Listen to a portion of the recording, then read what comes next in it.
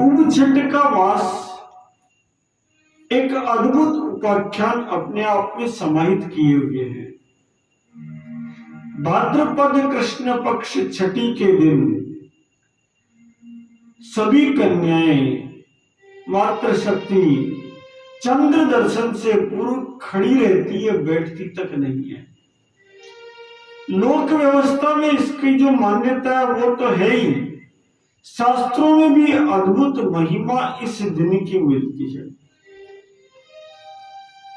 हमारे जो व्रत है, हमारे जो पर्व है, हमारे जो त्योहार है, इनकी महत्ता वर्तमान आद्य नूतन काल में इसलिए भी बढ़ जाती है कि धीरे धीरे हमारा पुरुष वर्ग जहां यज्ञ हवन अनुष्ठान आदि सत्कर्मों से थोड़ा दूर होता जा रहा है, वही मातृशक्ति आज भी सारे व्रत, सारे अनुष्ठान, सारे भक्ति के मार्गों को यथावत अपनाए हुए हैं। आज भी वो चाहे तीज हो, चाहे चौथ हो, चाहे छठ हो, चाहे जन्माष्टमी हो, मातृशक्ति व्रत करती है, उपवास करती है, भक्ति करती है, चंद्र दर्शन करती है, अर्घ देती है। और इस कारण से धार्येत इति धर्म है, उनके द्वारा धर्म को धारण किया जाता है। और इसीलिए व्रत पर्वोत्सव की परंपरा की इसकी चर्चा प्रारंभ की गई है। कम से कम वो शास्त्रों के अनुसार यदि कर पाएंगे तो मान के चलो, प्रत्येक पर्व गाय की सेवा का पर्व बनेगा, प्रत्येक पर्व गोवंश की सेवा का पर्व बनेगा, प्रत्येक पर्व बछड़ा भगवान की सेवा का पर्व बनेगा, प्रत्येक पर्व बछड़ी भगवान की सेवा का पर्व बन जाएगा। पहले लोक मान्यता में देखते हैं कि उबछट क्या है, फिर देखते हैं शास्त्र क्या कहते हैं, ताकि हम जाने कि किस प्रकार ये महान पर्व है। चंद्र दर्शन तक खड़े रहकर चंद्रदेव की प्रतीक्षा करने के साथ साथ भगवान सूर्य की उपासना का पर्व है, कपिला गाय और उसके बछड़े की उपासना का पर्व है। लोक मान्यता में मिलता है कि हमारी मातृशक्ति उस दिन निरंतर चंद्र दर्शन तक खड़ी रहती है, इसकी कहानी सुनती है और उस कहानी सुनने के पश्चात चंद्रदेव को अर्घ देने के उपरांत भोजन करती है। एक कहानी सुनाई जाती है कि किस प्रकार रजस्वला स्त्री के द्वारा ऋषियों को भोजन कराया और उस भोजन के कारण उन्हें अत्यधिक कष्ट झेलना पड़ा, श्रापित होना पड़ा। आगे जाकर उसका प्रायश्चित हुआ।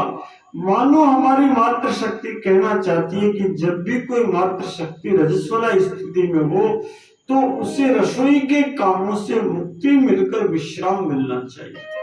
लोक परंपरा में इस प्रकार के कथानक बहुत महत्वपूर्ण है। वहीं शास्त्रों में कपिला षष्ठी या हल षष्ठी के रूप में इस पर्व को मनाया जाता है।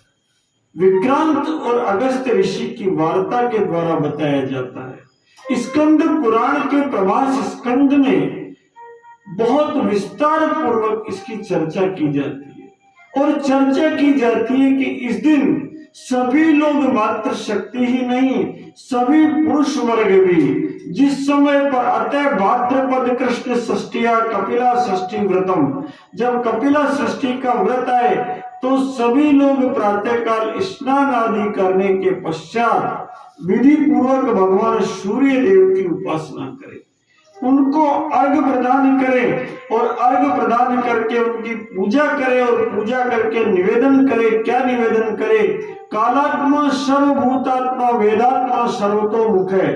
हे भगवान, हे दिवाकर, आप सारे के सारे दरिद्रता को नाश करने वाले हैं, अब काल के दुष्प्रभावों का शमन करने वाले, आप हमारी रक्षा कीजिए। आदित्यरद्यम पुण्यम सर्व शत्रु विनाशनम जया वयम जपम नित्यम क्षयम परमम शिवम सर्व मंगल मांगल्यम सर्व पाप प्रणाशनम चिंता शोक प्रशमन आयुर्वर्धन उत्तमम रश्मिमंतम समुद्धंतम देवासुर नमस्कृतम पूजस्व विश्वंतम भास्करम भुवनेश्वरम उन्हें भास्कर उन भुवनेश्वर भगवान की वंदना करे जो आदित्य है, सर्व शत्रुओं का नाश करने वाले हैं, सर्वत्र जय दिलाने वाले, हिरण्य गर्भ शिशिर पनो स्करो रवि अग्नि गर्भो दिते पुत्र शंख शिशिर नाशन, व्योमनाथ स्तमो वेदी ऋग्यजु साम पारगे दल वृष्टि रपा मित्रो बिंदी विथिल पवनमय आतपी मंडली मृत्यु पिंगल सर्वतापने कवि विश्व महातेजा रक्त सर्व भवोद्भव। उन भगवान सूर्य की आराधना करें जो जगत के प्रकाशक है, जो सारे जगत को आनंद देते हैं। उन सूर्य भगवान की आराधना करें, उन अंशुमाली भगवान की आराधना करें, उनको सभी अर्घ प्रदान करें। साक्षात विष्णु मानकर अर्घ प्रदान करें, साक्षात ब्रह्मा मानकर अर्घ प्रदान करें, साक्षात उन्हें शंकर मानकर अर्घ प्रदान करें और कहें तुम दाता तुम चे वे विष्णु तुम ब्रह्मा तुम हुतासने, आप ही ब्रह्मा हो, आप ही विष्णु हो, आप ही चराचर जगत के मालिक को। ये प्रार्थना करते हुए भगवान सूर्य देव को नमन करें। उसके बाद क्या करें? उसके बाद जो गोबर का चौका लगाया है उस गोबर के चौके पर वस्त्र युक्तम से घंटाम, सुंदर अलंकृत वस्त्र पहना करके, घंटा आदि गले में डाल करके जगत जननी गौ माता की बछड़े के साथ उप छठ के दिन पूजा करें। आज परंपरा में केवल क्या बचा है? हमारी कन्या और मातृ शक्ति उप छठ का उपवास कर रही है, बाकी सब लोगों ने छोड़ दिया। सबसे बड़ा पर्व है ये गौ माता की सेवा करे और सेवा करके गए कपिले सर्वभूता नाम पूजनीया शिरोहिणी, हे कपिला माता, हे गैया मैया, हे सर्वभूतों की अधिष्ठात्री, हे सारे तीर्थों की अधिष्ठात्री, शांतिम प्रयच्छ में मुझे शांति प्रदान कर, तो मानसिक अवसाद शांत हो जाएंगे। उस भगवती गैया मैया की आराधना करके कहे या लक्ष्मी सर्वदेवानां या च देवेश्वर वस्थिता देनु रूपेण सा देवी मम शांति प्रयच्छतु। सबके सब देवताओं की एकमात्र अधिष्ठात्री जो भगवती गौ माता है, साक्षात लक्ष्मी स्वरूपा जो गौ माता है, वो गौ माता मेरी रक्षा करे, मुझे शांति दे। देहस्ता याच रुद्राणाम शंकरस्य च या प्रिया देनु रूपेण सा देवी मम पापम व्यपोहतु। साक्षात भगवान शंकर की अत्यधिक प्रिय जो गौ माता है, वो गौ माता मेरी रक्षा करे। गावों में अग्रते संतु गावों में संतु पृष्ठते गावों में हृदय संतु गवाम मध्य वशाम में हम। इस प्रकार से गाय की प्रार्थना करे, गाय मेरे आगे हो, गाय मेरे पीछे हो, गाय मेरे चारों तरफ हो और मैं गायों के मध्य वास करूं। इस प्रकार प्रार्थना करके गावे स्पष्टवा नमस्कृत्य, उसे नमस्कार करे, प्रणाम करे और उसकी परिक्रमा करे, क्योंकि प्रदक्षिणी कृता तेन सप्तद्वीपा वसुंधरा। 7 दीपों से युक्त धरती माता की परिक्रमा और जगत जननी गौ माता की परिक्रमा दोनों बराबर मानी गई है। इसलिए पंचगव्य से स्नान करके, पंच पल्लव से स्नान करके उस जगत जननी गौ माता को, परम शांति प्रदान करने वाली गौ माता को स्पर्श करें, प्रणाम करें और उसके चारों तरफ से परिक्रमा दें, दान करें, पुण्य करें और प्रार्थना करें कि हे जगन माता, तुम्हारे जितने रोम सब में एक एक विद्याधर, सिद्ध, भूत और नाग आदि बसते हैं। आप जब पृथ्वी पर विराजमान रहती हो तो आकाश के देवता निरंतर धरती पर पुष्प उत्पन्न करते हैं, वर्षा करते हैं, ताकि ये जगत जननी गौ माता आपकी पूजा हो सके। पता है ना, शास्त्रों में कितना कहा गया है। अगर ये धारण हो गया कि जगत जननी गौ माता आनंद ही आनंद दे देगी, वरना तो धीरे धीरे धीरे धीरे भारत की गाय, भारत का गोवंश केवल बड़ी बड़ी बातें रह गई।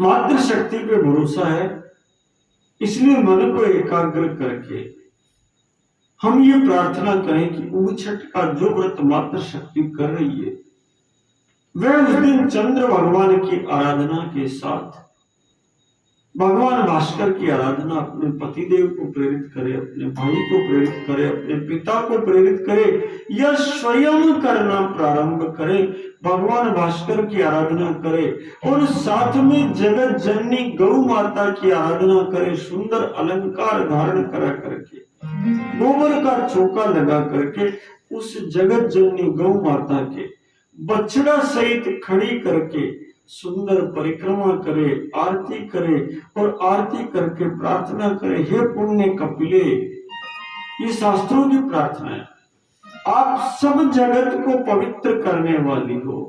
आज मैंने सूर्य भगवान के साथ आपकी पूजा की है, इसलिए हे मां मुझे मुक्ति का मार्ग प्रशस्त कर दो।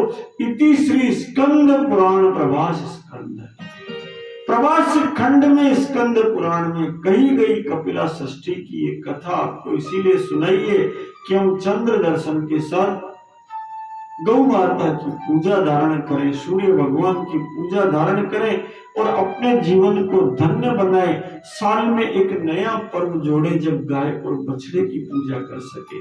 बोली जगत जननी गौ माता की जय, बोली श्री नंदी भगवान की जय, बोली बछड़ा भगवान की जय, बोली बछड़ी भगवान की जय।